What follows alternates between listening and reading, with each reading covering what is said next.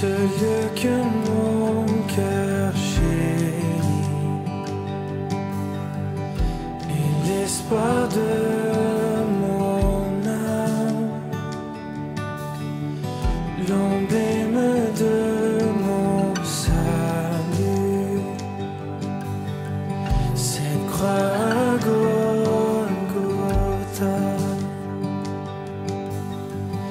Comment pourrais-je l'expliquer,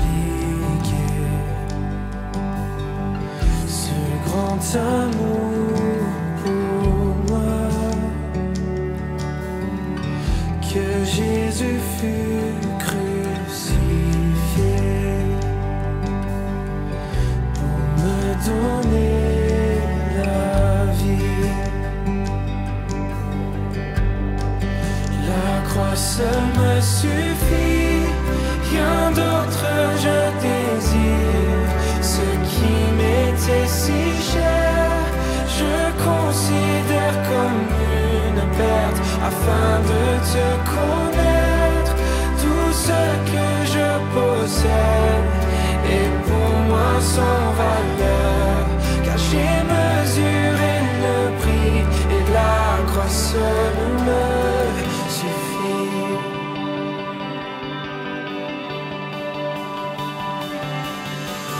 Ma confiance n'est pas dans l'or, ni les richesses du monde. Ma confiance est en Jésus, et en aucun autre nom. La croix seule me suffit, rien d'autre je désire. Bonjour à chacune et à chacun. C'est une joie encore de nous retrouver ce matin pour partager ensemble la parole de Dieu, bien sûr. Nous sommes là déjà à notre 8e rendez-vous de culte de cette forme-là, avec les supports qui sont là à notre disposition.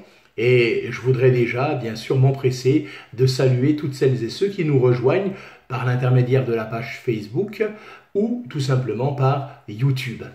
Nous aimons nous retrouver autour de la parole de Dieu et c'est ce que nous allons faire sans plus tarder. Nous irons dans le second livre de Samuel au chapitre 9 à partir du verset 1er.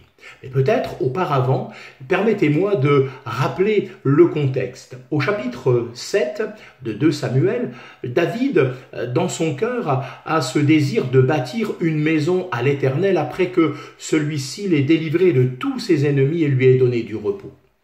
Dieu va intervenir. Et par la bouche du prophète Nathan, il va révéler à David, son serviteur, qu'il aura une postérité et que c'est sa postérité qui lui bâtira la maison bien qui lui revient, qui lui convient. Ensuite, au chapitre 8 du livre, toujours de 2 Samuel, nous voyons toutes les victoires de David et comment, quelque part, la gloire de Dieu s'attache à David. Et nous sommes là donc maintenant arrivés au chapitre 9 et nous allons découvrir un autre aspect de la personne de David. Nous lisons ensemble. Verset 1er. David dit, reste-t-il encore quelqu'un de la maison de Saül pour que je lui fasse du bien à cause de Jonathan? Il y avait un serviteur de la maison de Saül nommé Tsiba que l'on fit venir auprès de David. Le roi lui dit, es-tu Tsiba? Et il répondit, ton serviteur. Le roi dit, n'y a-t-il plus personne de la maison de Saül pour que j'use envers lui de la bonté de Dieu? Et Tsiba répondit au roi, il y a encore un fils de Jonathan perclus des pieds. Le roi lui dit, où est-il? Tsiba répondit au roi, il est dans la maison de Makir, fils d'Amiel à Lodébar. Le roi David l'envoya chercher dans la maison de Makir, fils d'Amiel à Lodébar. Et Méphibosheth, fils de Jonathan, fils de Saül, vint auprès de David, tomba sur sa face et se prosterna. David dit, Méphibosheth. Et il répondit, voici ton serviteur. David lui dit, ne crains point, car je veux te faire du bien à cause de Jonathan ton père. Je te rendrai toutes les terres de Saül ton père, et tu mangeras toujours à ma table. Il se prosterna et dit, qu'est-ce ton serviteur, pour que tu regardes un chien mort tel que moi. Le roi appela Tsiba, serviteur de Saül, et lui dit, je donne au fils de ton maître tout ce qui appartenait à Saül et à toute sa maison. Tu cultiveras pour lui les terres, toi, tes fils et tes serviteurs, et tu feras les récoltes, afin que le fils de ton maître ait du pain à manger. Et Méphibosheth, fils de ton maître, mangera toujours à ma table. Or Tsiba avait 15 fils et 20 serviteurs. Il dit au roi, ton serviteur fera ce que le roi mon seigneur ordonne à son serviteur. Et Méphibosheth mangea à la table de David, comme l'un des fils du roi. Méphibosheth avait un jeune fils nommé Mika, et tous ceux qui demeuraient dans la maison de Tsiba étaient serviteurs de Méphibosheth. Méphibosheth habitait à Jérusalem, car il mangeait toujours à la table du roi. Il était boiteux des 2 pieds. Amen. Frères et sœurs, amis, peut-être le savez-vous, mais à l'époque de l'Ancien Testament, lorsqu'un nouveau roi accédait au trône, il avait une habitude particulière. Cette habitude consistait dans le fait de tuer ou de bannir chaque membre de la famille de l'ancien roi, de façon à être libre et qu'il n'y ait plus autour de lui de gens qui rappellent son prédécesseur. Mais ici, nous voyons que David va manifester la grâce. Certainement, bien sûr, parce que lui-même l'avait déjà expérimenté. Dieu lui avait tellement fait de bien et lui avait tellement fait grâce. Il y avait cette alliance qui avait été contractée avec Jonathan et il ne pouvait pas se défaire de cette alliance. De ce fait, il va chercher à faire du bien à quelqu'un qui est encore de la lignée de Jonathan. Cela nous fait penser, bien sûr, à l'expérience qui est la nôtre. Ici, nous voyons que Méphibosheth va être cherché. Méphibosheth est appelé par son nom. Méphibosheth va être rassuré par la parole de David. Il va être enrichi, on va lui restituer tous les biens qu'il n'avait plus, qui n'étaient plus en sa possession, et bien plus encore, il va être invité à venir manger chaque jour à la table du roi. Il va être introduit à la table du roi, il va être pris en charge. Frères et sœurs, ne trouvons-nous pas ici une manifestation, une révélation de l'œuvre de notre Seigneur et Sauveur Jésus-Christ en notre faveur? Oui, nous avons été cherchés. Nous sommes appelés par notre nom. Nous sommes rassurés. Nous connaissons la paix du Seigneur. Nous avons été enrichis, nous qui étions pauvres et misérables. Il nous a invités à venir à sa table, à cette table de communion, de salut, de grâce, de bonté, de fidélité. Et il nous prend en charge. Il nous invite à venir à lui afin de recevoir de lui tout ce qui contribue à la vie et à la piété. À ce matin, que le Seigneur soit béni. Nous allons nous réjouir encore au travers des chants, du partage de la parole, au travers du temps des enfants, que le Seigneur puisse encore bénir chacune et chacun en particulier. Nous voulons prier et lui demander encore sa grâce. Ô notre Dieu, merci. Merci pour l'œuvre de Jésus manifestée à la croix en notre faveur. Merci parce que c'est vrai. Seigneur, tu nous as appelés par notre nom. Tu nous connais par notre nom. Tu connais chaque détail de notre vie, de notre existence. Tu nous connais tels que nous sommes ce matin devant toi. Tu connais nos cœurs, nos pensées, nos joies, nos tristesses. Seigneur, merci parce que tu vas faire encore durant cette matinée, durant ce temps de culte, au-delà de ce que nous pensons et demandons, parce que tu es Dieu, parce que tu es le Dieu de toute grâce, de miséricorde, et nous sommes l'objet de ton amour et de ta grâce. Alors reçois aussi en retour, Seigneur, nos actions de grâce, nos remerciements, dans la joie de t'appartenir, de pouvoir encore te célébrer. Béni soit ton glorieux nom, notre Père. Nous te rendons gloire et honneur dans le nom de Jésus. Amen. Et que le Seigneur continue de vous bénir richement chacune et chacun en particulier. Amen. Bonjour à tous. Bonjour à tous, donc on est heureux de partager ce temps de louange avec vous. Donc on va louer, adorer, chanter notre Dieu ensemble et que son esprit puisse nous unir en ces instants.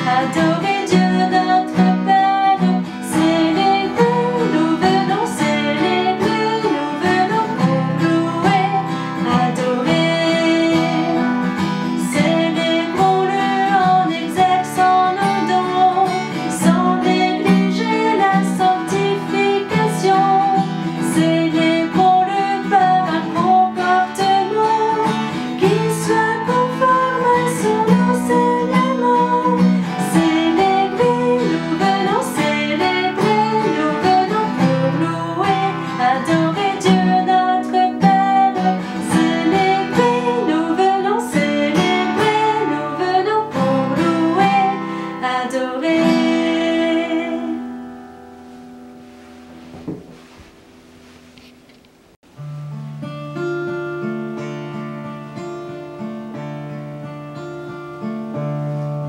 Dans ton temple, je médite sur toi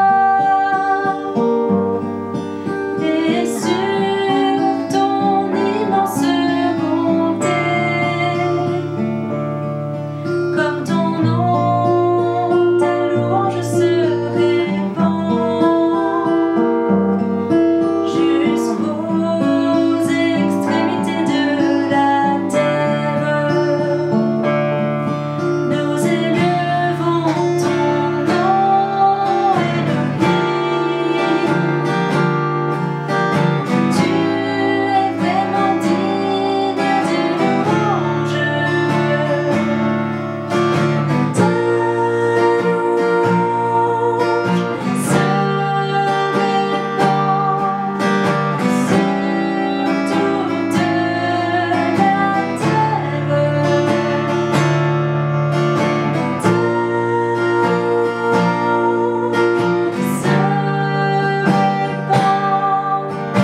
sur toute la terre.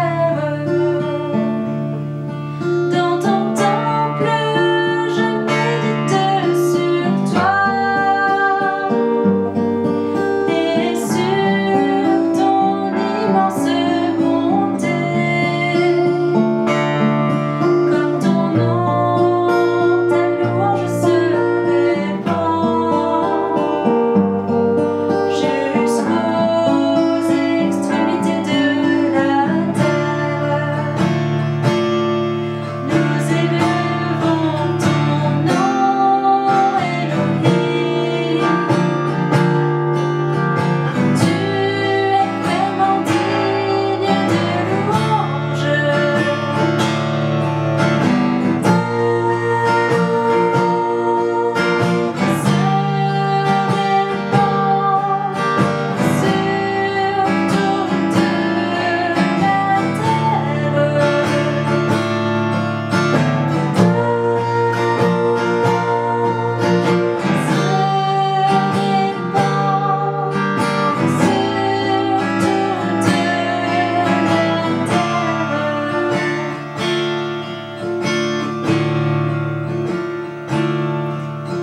Seigneur, nous voulons te célébrer, te bénir pour ces temps, Seigneur, où nous sommes unis par ton Esprit, Seigneur Jésus.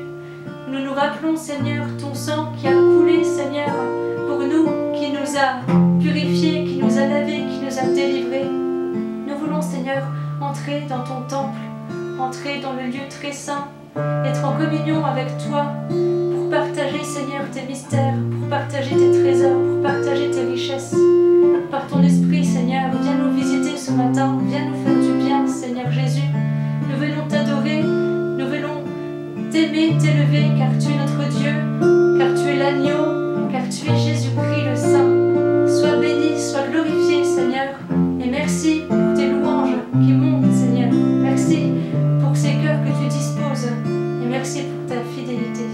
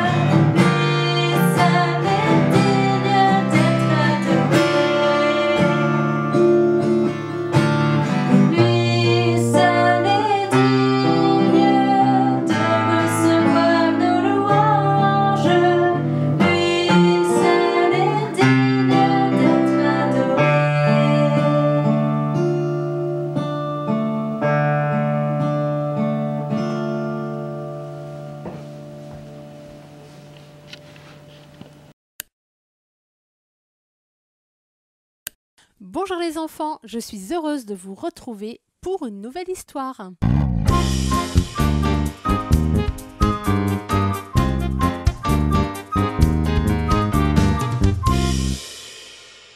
Alors on ne change pas les habitudes, je vous raconte l'histoire et je vais vous laisser deviner de quel personnage aujourd'hui il s'agit. Écoutez bien. J'étais une servante dans la maison d'un homme appelé Naaman. Il était atteint d'une terrible maladie appelée la lèpre. C'était une maladie incurable. Aucun docteur, aucun médicament ne pouvait le guérir. Il était condamné.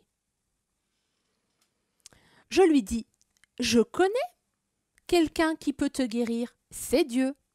Va voir Élisée, c'est un homme de Dieu, il te dira ce qu'il faut faire. »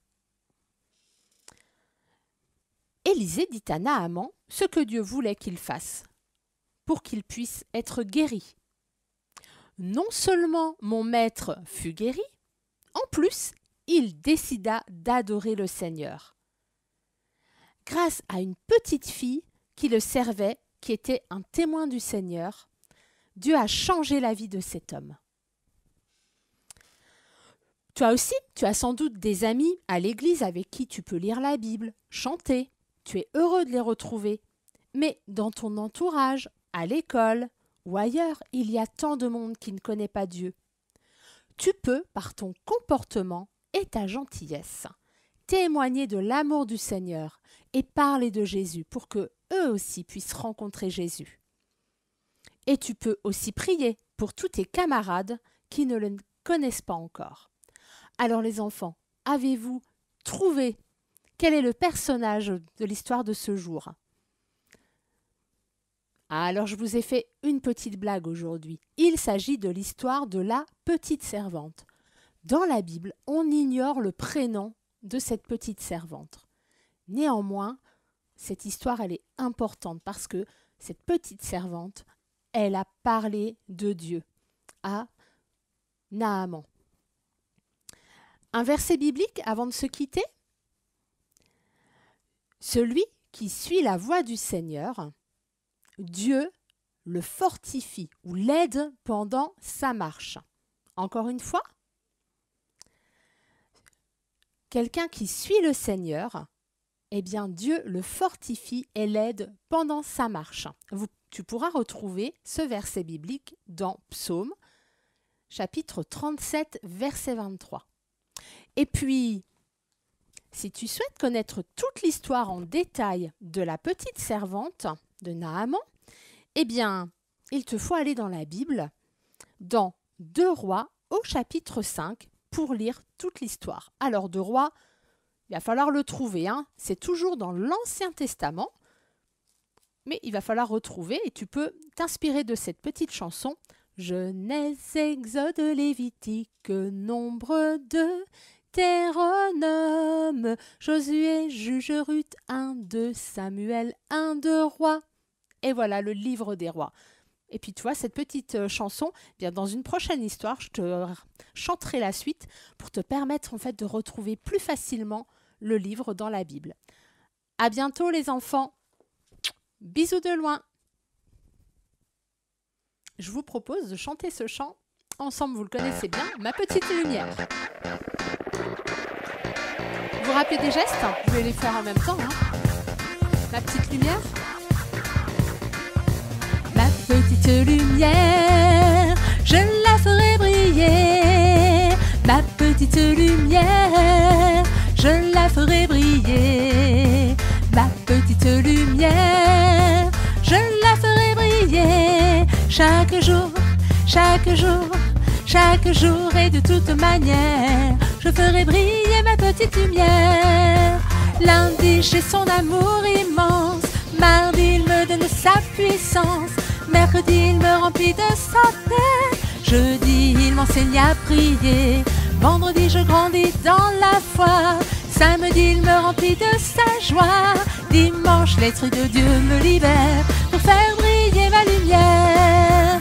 Ma petite lumière, je la ferai briller. Oh, ma petite lumière.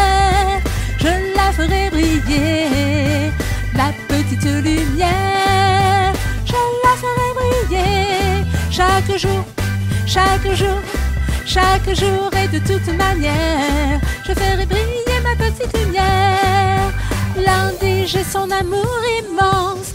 Mardi, il me donne sa puissance. Mercredi, il me remplit de sa paix. Jeudi, il m'enseigne à prier. Vendredi, je grandis dans la foi. Samedi, il me remplit de sa joie. Dimanche, l'Esprit de Dieu me libère pour faire briller ma lumière. Encore, ma petite lumière, je la ferai briller. Oh, oh, oh, ma petite lumière, je la ferai briller. Ma petite lumière, je la ferai briller. Comme ça, chaque jour, ah bon, chaque jour et de toute manière, je ferai briller ma petite lumière. Ma petite lumière, oh, je la ferai briller. Oh, briller ma petite lumière, je la ferai briller. Ma petite lumière, je la ferai briller. Chaque jour, chaque jour, chaque jour et de toute manière, je ferai briller ma petite lumière.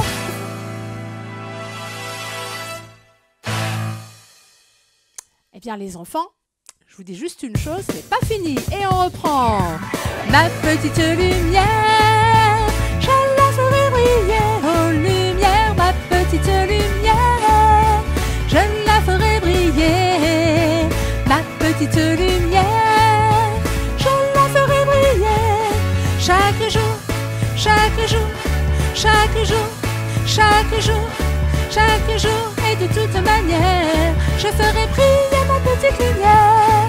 Je ferai briller ma petite lumière. Je ferai briller ma petite lumière. Au revoir les enfants, bisous. À bientôt pour une nouvelle histoire.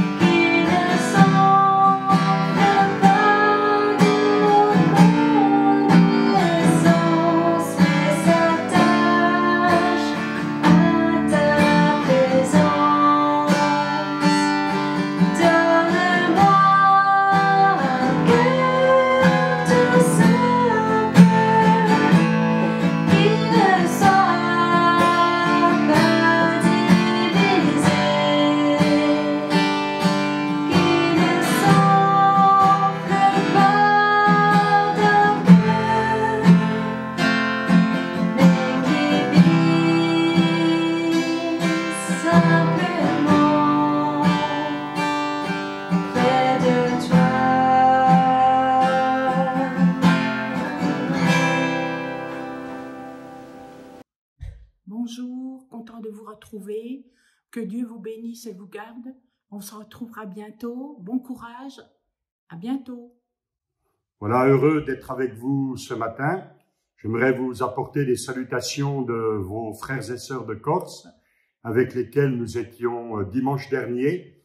Et nous avons enregistré avec eux ce message pour nous ce matin intitulé « Chaque matin, vivre dans les matins que Dieu veut pour nous ». J'aimerais aussi vous dire que nous ne chômons pas. Nous sommes en relation avec nos frères et sœurs, les leaders sur les terrains de l'Église persécutée. Et nous aimerions vous remercier pour votre soutien, vos prières, votre générosité à leur égard. Il y a beaucoup de détresse qui s'ajoute à la persécution, puisqu'en Inde, au Sri Lanka, au Myanmar et dans d'autres endroits, malheureusement, le manque de travail, le manque de moyens, le manque d'argent touche beaucoup de familles qui vivent une détresse sans nom. Donc là, nous voulons aussi vous remercier pour votre générosité qui va nous permettre de leur donner un peu du secours dont ils ont besoin. Que Dieu vous bénisse dans toute cette matinée. J'aimerais qu'on lise ces quelques versets qu'on trouve dans le livre des psaumes, au psaume 46. Je vais lire ces quelques paroles, vous pouvez suivre à partir du verset 2, le psaume 46, verset 2. Dieu est pour nous un refuge et un appui. Écoutez la suite. Un secours qui ne manque jamais dans la détresse. Alléluia.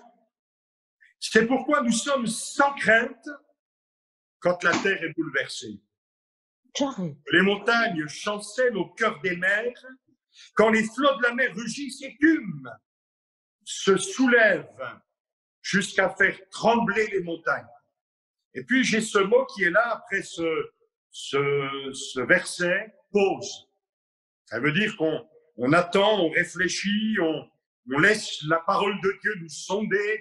D'un côté, il y a tous les bouleversements qui touchent à la terre.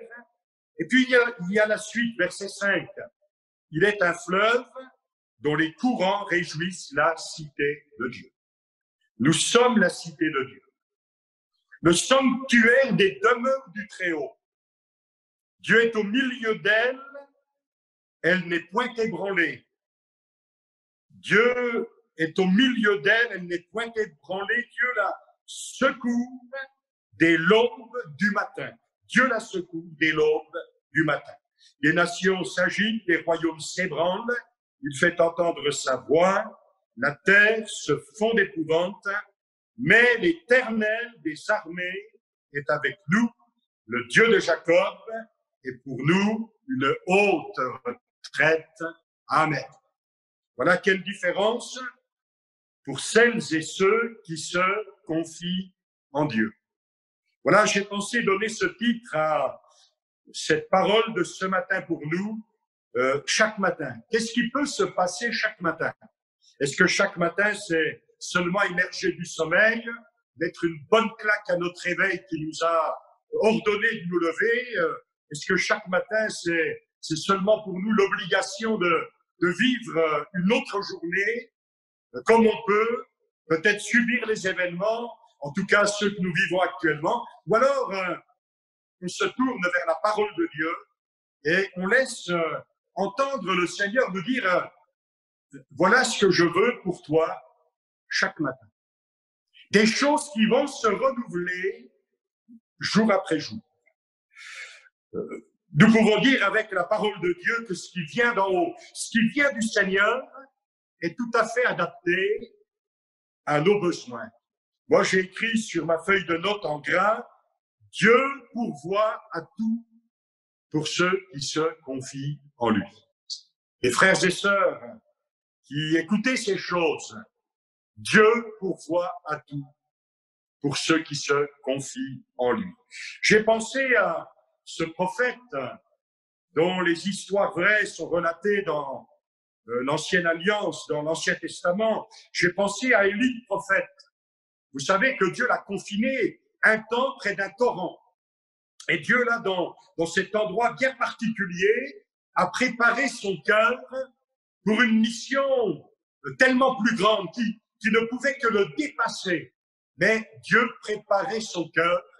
Et là, dans ce désert où Dieu a placé son serviteur avec ce torrent qui coulait, auquel il pouvait s'abreuver, Dieu a fait quelque chose qui nous dépasse. La Bible dit que tous les matins, Dieu envoyait une escadrille de corbeaux pour apporter du pain et de la viande à son serviteur. Ça vous est déjà arrivé, ça? Hein, nous, quand on voit les corbeaux, on les trouve pas terribles. Mais ce genre de corbeau qui a fait les courses pour vous, ça, c'est le miracle de Dieu. Tous les matins, et la Bible dit, ajoute, tous les soirs, Dieu s'occupe de son peuple. Quel que soit l'endroit où nous vivons, quelles que soient nos circonstances, peut-être même notre détresse, des drames, des attentes, voire des échecs, voire des choses qui pourraient nous paralyser, le Seigneur est capable de nous émerveiller par des actions, des œuvres qui sortent de l'ordinaire. J'ai pensé, avec ce texte, à ce témoignage que m'avait rendu le président des assemblées lettonnes, il y a de cela quelques années en arrière, me racontant un petit peu la naissance du pentecôtiste en Lettonie. Elle me disait, mais les assemblées là-bas, elles sont nées officiellement en 1940. Mais ça n'a pas duré. L'existence officielle de ces assemblées n'a duré que 3 mois. 3 mois. Pourquoi? Parce que, à cause de la guerre et à cause des bouleversements en Russie, le communisme est entré en Lettonie et a fait subir aux églises, aux chrétiens, aux serviteurs de Dieu, des choses ignobles. À cette époque, un des pasteurs qui gérait le mouvement avec d'autres collègues parcourait le pays d'un endroit à un autre. Il visitait les églises, il édifiait les croyants, comme c'est écrit dans le livre des Actes. Et puis cet homme, on l'a arrêté, on a voulu le soumettre avec la prison, avec la violence. Et cet homme a subi 15 années de prison, 15 ans de prison. Mais quand est venue la mort de Staline, on s'est souvenu de cet homme, on l'a libéré. Et encore pendant quelques années, il a poursuivi son ministère. Et puis cet homme est entré dans la gloire auprès du Seigneur. Il laissait une famille avec 8 enfants. Vous pouvez facilement imaginer que c'était pas facile de gérer en tant que veuve 8 enfants. Est arrivée cette anecdote ce jour où cette femme s'est installée autour de la table familiale avec chacune des assiettes pour ses enfants et pour elle-même, mais vide, complètement vide. Il ne restait plus rien à la maison. Néanmoins, devant ces assiettes vides, cette veuve et les enfants ont fait monter vers Dieu des actions de grâce. Et voilà que quand ils adoraient Dieu, qu'ils remerciaient Dieu, qu'ils pourvoient aux besoins, ils entendent frapper à la porte de la maison. La dame va ouvrir, un homme est là avec un panier de provisions, en lui disant « Excusez-moi de n'arriver que ce matin, mais hier le Seigneur m'a parlé et il m'a ordonné de venir vous donner ces provisions. » Alléluia. Nous avons affaire à un Seigneur qui pourvoit à nos besoins. Des exemples bibliques de la présence de Dieu avec les siens, on en trouve partout.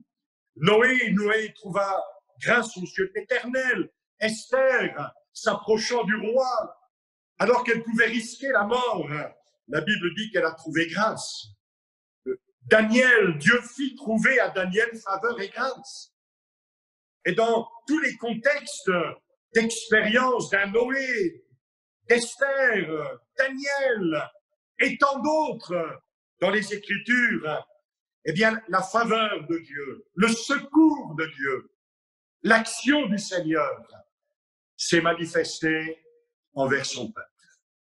Je ne sais pas ce que tu es en train de vivre, mais je connais le Seigneur qui te connaît parfaitement. Et il saura frapper à ta porte et faire ce qu'il faut faire pour te donner le secours dont tu as besoin. Quelques notions concernant la grâce, c'est un sujet tellement vaste, on ne peut pas l'épuiser en quelques minutes, mais c'est quelques notions.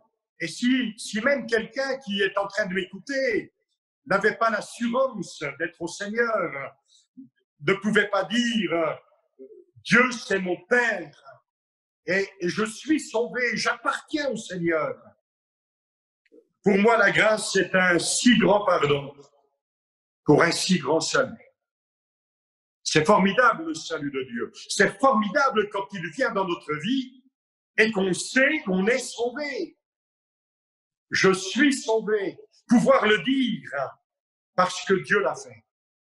Est-ce que tu manques du pardon? Est-ce que tu manques du salut? Alors, entends cette parole du Seigneur. Quiconque invoquera le nom du Seigneur sera sauvé.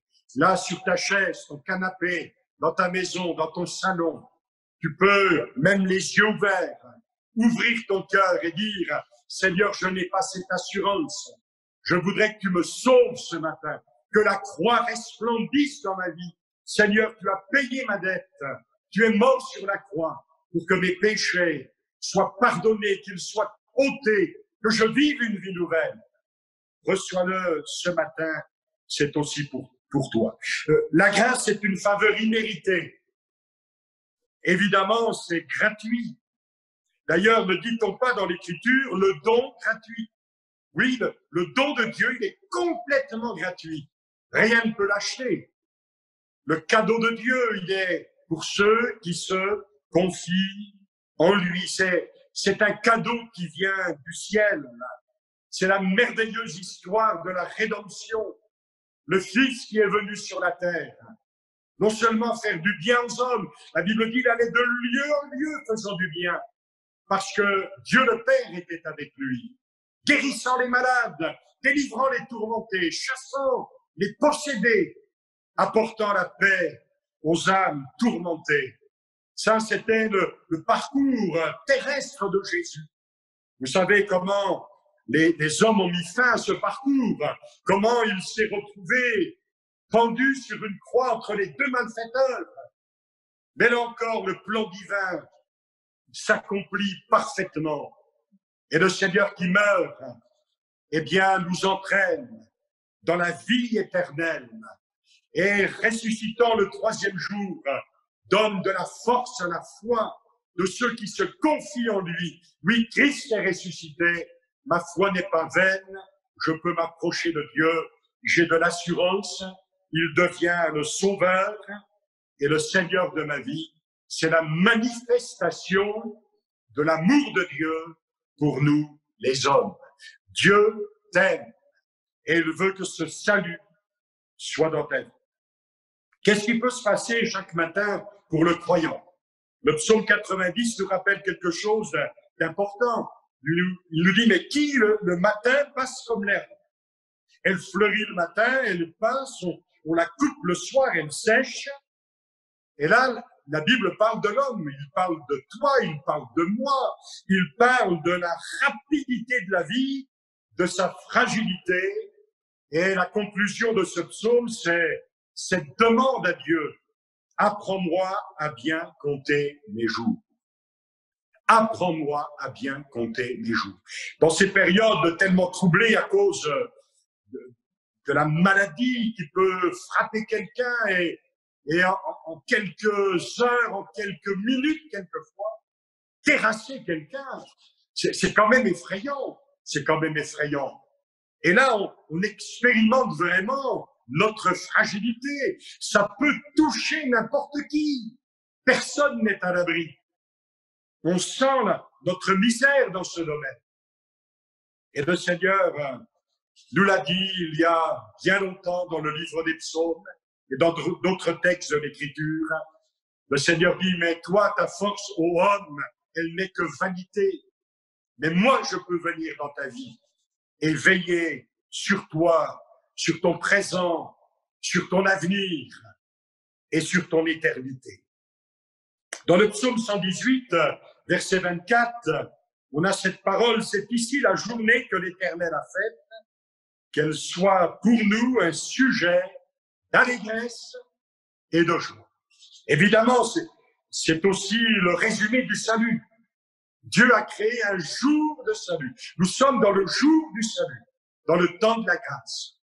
Mais nous pouvons aussi recevoir cette parole comme étant une parole qui nous dit, mais tous les jours, Dieu veut créer une journée pour toi qui va remplir ton cœur de joie et d'allégresse. C'est pas toujours facile de vivre nos jours, mais nous pouvons avoir avec nous le Seigneur qui peut changer le mal en bien, qui peut nous aider, qui peut nous soutenir, qui peut nous consoler, qui peut nous fortifier. Jésus n'a-t-il pas dit cette parole, vous tous qui êtes fatigués, chargés, alors venez à moi, je vous donnerai du repos. Recevez mes instructions et vous trouverez du repos pour vos âmes. Voilà comment Dieu peut agrémenter de sa présence, de sa parole, de ce qui est de lui dans nos vies, jour après jour. Ça s'appelle marcher en communion avec Dieu. Il ne s'agit pas là d'une religion où on accomplit quelques rituels, mais il s'agit là de placer notre main dans sa main.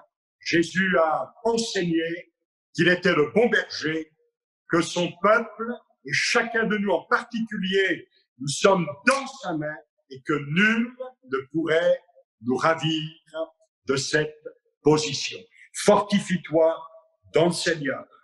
La Bible dit aussi, comme continuellement nous pouvons venir à Jésus pour être secourus. De même, la parole de Dieu nous enseigne que tous les jours, c'est possible pour nous continuellement d'être remplis du Saint-Esprit.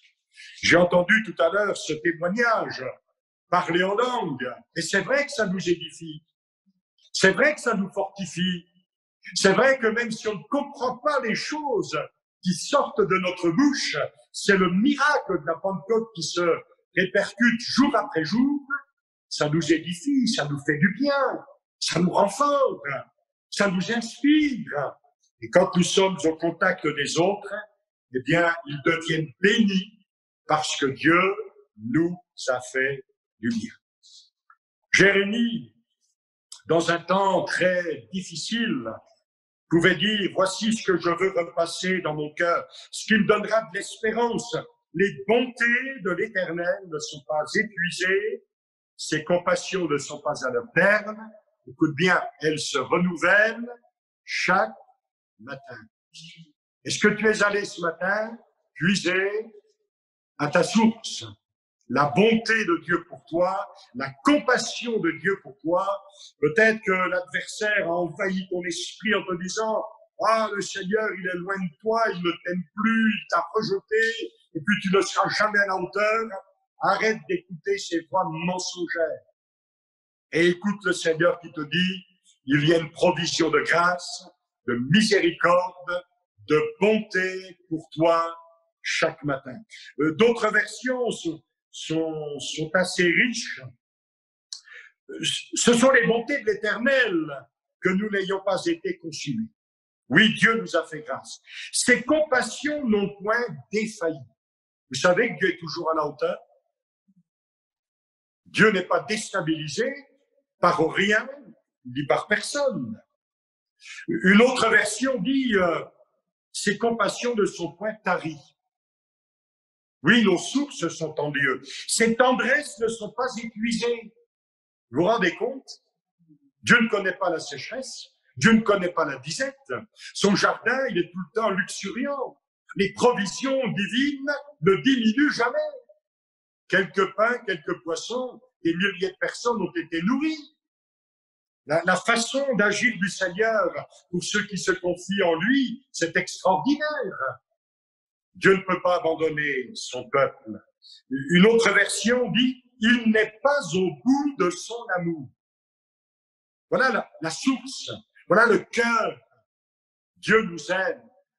Et parce que Dieu nous aime, eh bien, il fait ce qu'il faut faire pour notre vie. Il n'a pas fini de montrer son amour. Une autre version dit cela. Il n'a pas fini de montrer son amour. Dieu n'est pas fatigué. Il n'est pas épuisé. Il ne ferme pas la porte. Il ne nous dit pas, allez, rendez-vous dans 6 mois, on verra bien. Non, il est là fidèlement, jour après jour. Je suis avec vous tous les jours, jusqu'à la fin, dit le Seigneur. Et l'Écriture dit même, elles sont neuves chaque matin. Dieu ne nous donne pas du pain rassis. Dieu ne nous donne pas quelque chose d'avarié. Dieu ne nous dit pas, tiens, mange ça, je ne sais plus quoi en faire. Dieu ne nous donne pas quelques miettes. C'est neuf tous les jours. C'est adapté tous les jours. Dieu sait comment faire avec chacun d'entre nous. J'ai noté l'expérience du peuple dans l'Ancienne Alliance avec Goliath. Vous avez déjà entendu parler de Goliath? La Bible dit, Goliath lançait un défi à l'armée d'Israël. Ça a duré des jours et des jours. Et la Bible dit, en particulier chaque matin. Chaque matin, Goliath s'avançait et il défiait l'armée. Alors, l'armée d'Israël, elle criait, elle s'agitait. Mais il y avait tellement de peur, de frayeur, d'angoisse dans les cœurs. Et lui, chaque matin, il venait agresser le peuple d'Israël. Y a-t-il des choses semblables qui viennent t'agresser aussitôt que tu es levé? Peut-être même qui t'empêchent de dormir. Des choses qui sont là pour te tourmenter, t'effrayer, ne serait-ce que pour les événements que nous sommes en train de vivre. Qu'est-ce qui va se passer demain? Le travail, est-ce que je vais perdre mon emploi? Comment je vais vivre? Comment je vais pourvoir aux besoins de ma famille? Et puis ma santé, ça va déjà pas tellement fort. Est-ce que je vais échapper? Tellement de choses peuvent venir nous agresser. Et puis, dans le domaine moral, spirituel, vous avez quelquefois des enfants de Dieu à part entière qui se laissent tourmenter par l'adversaire, qui est en train de leur dire, mais tu t'en sortiras pas, ce travers dans ta vie, ces choses qui ne glorifient pas Dieu, peut-être ce péché qui te tenaille, eh bien, jamais tu ne pourras t'en débarrasser. Et voilà que c'est comme un Goliath, c'est comme un mur immense, une montagne qui se dresse. Et là, chaque matin, quand on se lève, la première chose à laquelle on pense, c'est ce que l'adversaire est en train de nous dire. Permettez-moi de vous dire qu'au-delà d'un David qui a été envoyé pour aller prendre des nouvelles et apporter de la nourriture, nous avons un grand David, le Seigneur Jésus, qui vient sur nos champs de bataille et nous dire, allez, ne t'inquiète plus, moi je prends les choses en main et c'est moi qui terrasse Goliath. Fais-moi confiance. Arrête de le regarder lui. Regarde-moi, écoute-moi et regarde comment je prends l'affaire en main.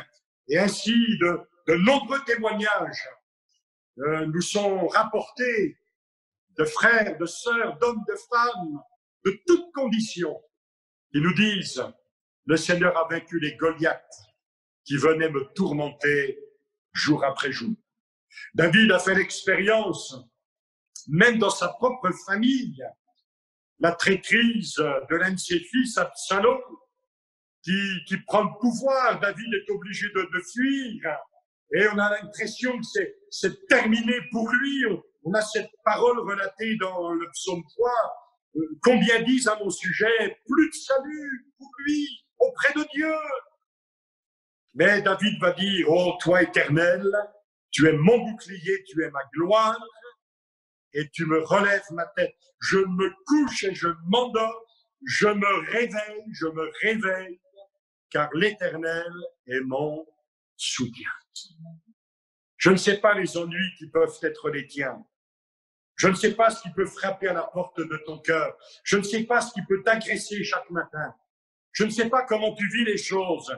Je ne sais pas ce qui cherche à te persécuter comme ça arrive pour des millions de nos frères et sœurs. Mais je connais celui qui peut nous dire, je relève ta tête. Et tu ne vas pas sombrer, tu vas t'en sortir.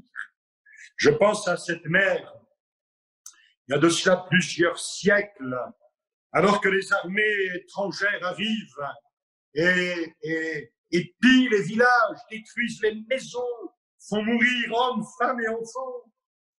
Et voilà que cette mère, avant de se coucher cette nuit-là avec son fils, qui vit des craintes et des angoisses, cette mère va se mettre à chanter ce cantique qu'on a appelé le cantique de Luther, que beaucoup de générations, siècle après siècle, ont chanté, intitulé « C'est un rempart que notre Dieu ». C'est un rempart que notre Dieu. Et voilà que cette maman chante son cantique, le cantique de Luther à son fils, et elle lui dit « Ne t'inquiète pas, Dieu est notre secours, Dieu est notre rempart ». Ils vont se coucher le lendemain matin, ils se réveillent du bruit à l'extérieur de la maison. Les angoisses commencent à monter dans le cœur. Mais pendant la nuit, cette nuit-là, Dieu a permis que la neige tombe abondamment, et puis le vent a soufflé. Et voilà que le bruit de guerre s'éloigne. La maman, l'enfant sont surpris. Ils sont pas venus jusqu'à notre maison. Difficilement, ils vont ouvrir la porte de la maison. Pourquoi difficilement? Parce que la nuit, les congères se sont formés. Et ça a formé sur toute la maison un rempart de neige. Et quand les armées sont passées, ils n'ont pas vu cette maison. Elle a été protégée. Dieu est notre rempart. Tu sais plus quoi faire, tu ne sais plus donner de la tête. Dieu est ton rempart. Ne crains rien, crois seulement. J'ai lu l'histoire de cet homme, Sir Harry Lauder. C'est au siècle dernier. Cet homme était un mineur de fond. Et la particularité de cet homme, c'est qu'il avait une capacité pour chanter. Et c'est vrai que les gens qui travaillaient avec lui aimaient entendre sa voix quand il chantait. Et voilà que ce travailleur, avec ses collègues là, au fond de la mine, eh bien, cherchant le charbon, souvent la mine était remplie de poussière de charbon. Et lui, dans ce milieu-là, chantait. Et il disait, moi, j'affronte la poussière avec mes chants. Oh, il n'a pas toujours été mineur de fond, il est devenu chanteur, célèbre, en Angleterre, ensuite aux États-Unis. Il a beaucoup voyagé à cette époque-là. Et cet homme n'a pas été exempt de difficultés. Il a perdu l'un de ses fils à la guerre. Et puis ensuite, son épouse est décédée. Cet homme a été vraiment bouleversé. Et quand on interrogeait un journaliste, lui demandant comment il avait pu résister, s'en sortir, cet homme disait « J'ai fait un choix dans ma vie. Et mon choix en face des difficultés, c'était soit choisir la boisson ou choisir Dieu. » Et il dira « J'ai choisi Dieu. Et j'ai continué de chanter à la gloire de Dieu. Et j'ai affronté toutes les difficultés de ma vie avec un chant. » Est-ce que tu as un chant dans ton âme? Et c'est cela. C'est une recette qui fonctionne. Parce que c'est l'expression de la foi, de la confiance, de l'amour que nous avons pour Dieu et de la communion que nous avons avec lui. Chante en face des difficultés. Ne te tais pas. Ne reste pas silencieuse. Ne laisse pas les événements t'enterrer, mais chante un cantique. Et si tu ne peux plus le chanter avec ta bouche, chante-le dans ton cœur. Affronte les nuages que tu peux rencontrer avec un cantique dans ton cœur. Moi, j'aime bien l'histoire de Dimitri, homme persécuté pasteur dans une petite ville qui ouvrait chaque soir avec sa famille et avec les croyants la parole de Dieu. Lui aussi, particulièrement aimait chanter. Et puis, les gens à l'extérieur, quand ils passaient à ces moments-là où la famille était réunie autour de la parole de Dieu, entendaient les chants et combien sont entrés dans cette maison et ont donné leur cœur au Seigneur. La police, les militaires, ces gens-là ont fait tellement de mal à Dimitri. Ils entraient dans la maison et le frappaient. Un jour, une brave grand-mère s'est interposée entre le policier qui frappait et Dimitri, son pasteur, en disant à cet homme, cet officier, tu peux pas toucher à l'homme de Dieu. Et la nuit même, cet homme, cet officier entrait dans l'éternité. C'était terminé pour lui. On a arrêté Dimitri, il a fait 17 années de prison. Il a pris une résolution dans la prison, c'est que chaque matin, quand il se leverait, la première chose qu'il ferait, c'est chanter un cantique d'amour à Jésus. Et tous les matins, pendant des années, malgré les revers, malgré les coups, malgré les oppositions, Dimitri a chanté son cantique. On l'a frappé si souvent. On ne voulait plus l'entendre. On est même venu avec des courriers lui faisant croire que son épouse l'avait abandonné, que ses enfants étaient partis. Un jour, ils sont même venus en disant, mais ta femme est morte. Ils sont venus avec des papiers en disant, mais signe-la, parce que si tu signes que tu ne chanteras plus, on va te libérer. Mais lui, tous les matins, il a chanté son cantique. Ce matin-là, la police est entrée avant qu'il ne chante.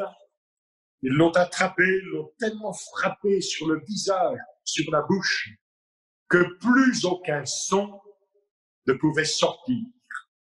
Et c'est alors que quelque chose d'extraordinaire s'est produit. 2000 prisonniers de cette vaste prison se sont mis, eux, à chanter le cantique de Dimitri. Alléluia! Quand on ne sait plus quoi faire, quand la bouche est fermée, le Seigneur peut nous donner un soutien qu'on ne soupçonnait pas. Je voudrais vraiment vous encourager à garder cela dans votre cœur. Je termine avec ces quelques versets. Je cite simplement certaines choses. Qu'est-ce que l'homme pour que tu le visites, que tu le passes en revue, que tu l'examines, que tu l'éprouves tous les matins? J'aimerais vous dire, Dieu a de l'intérêt pour chacun d'entre nous. Et Dieu nous a trouvés dans un état, c'était catastrophique. Mais jour après jour, le Seigneur fait une œuvre de sanctification. Il nous passe en revue parce qu'il veut installer en nous l'image de Jésus, son Fils. Alors on ne veut pas se détourner de Dieu, mais avoir cette communion avec lui. Il éveille chaque matin mon oreille pour que j'écoute comme écoutent les disciples. Voilà, on n'est pas seulement des gens qui sont là à demander à Dieu, sois avec moi et puis bénis-moi. Non, nous sommes disciples. On s'est engagé. On a engagé notre vie. Une version dit, il me réveille soigneusement.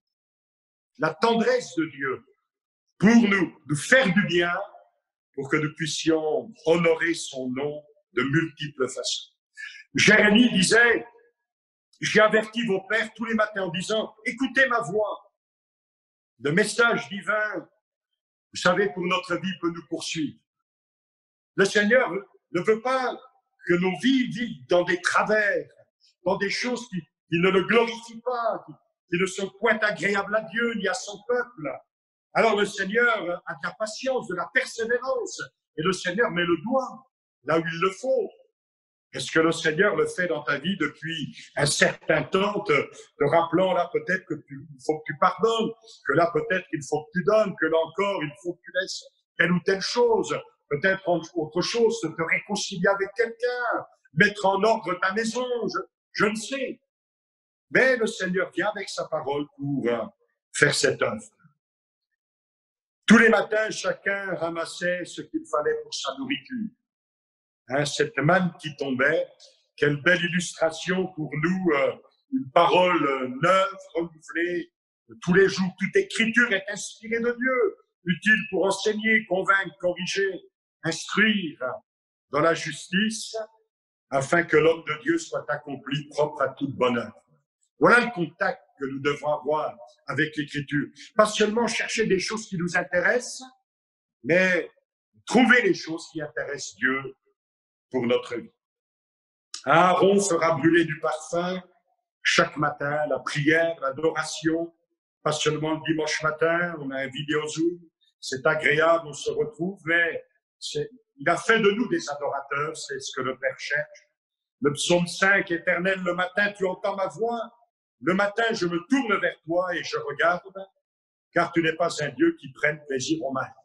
Comment bien se conduire? Comment le jeune homme prendra-t-il pur son sentier, dit l'Écriture? Donc on a besoin de nous tourner vers lui pour qu'il nous anime de sa présence, de ses pensées. Fais-moi dès le matin entendre ta bonté, car je me confie en toi, dit le psaume 143, le psaume 59. Et moi, je chanterai ta force, dès le matin, je célébrerai ta bonté.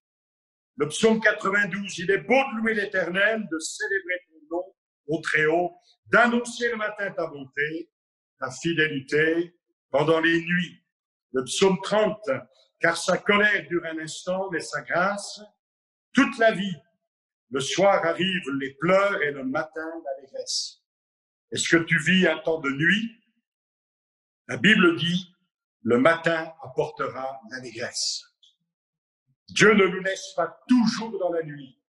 D'ailleurs, dans la Genèse, au commencement, il y eut une nuit, ensuite un matin.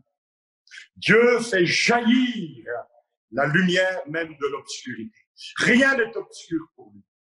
Peut-être tu vis un temps de nuit, tu pleures, c'est dur à traverser, c'est difficile, mais la Bible parle de matin d'allégresse. L'Ecclésiaste disait, dès le matin, sème ta semence et le soir, ne laisse pas reposer ta main, car tu ne sais pas ce qui réussira, ceci ou cela, ou si l'un et l'autre sont également bons. Disposer tous les jours, même dans ces temps de confinement, on peut faire des rencontres. Et des choses peuvent être en place de la part du Seigneur. Et on peut semer, au nom du Seigneur, quelques graines de sa parole qui porteront du fruit. Pour conclure, j'aimerais citer ces deux paroles, vous remerciant de votre patience. Ésaïe, chapitre 21, disait une interpellation, une question sentinelle. Que dis-tu de la nuit? C'est répété une deuxième fois. Sentinelle, que dis-tu de la nuit? Et la sentinelle répond, le matin vient et la nuit aussi. Si vous voulez interroger, convertissez-vous et revenez. Nous savons en quel temps nous sommes. Et nous savons que le matin vient pour nous.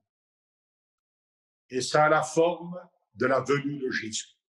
Et particulièrement pour l'Église, l'enlèvement de l'Église pour qu'elle soit auprès du Seigneur.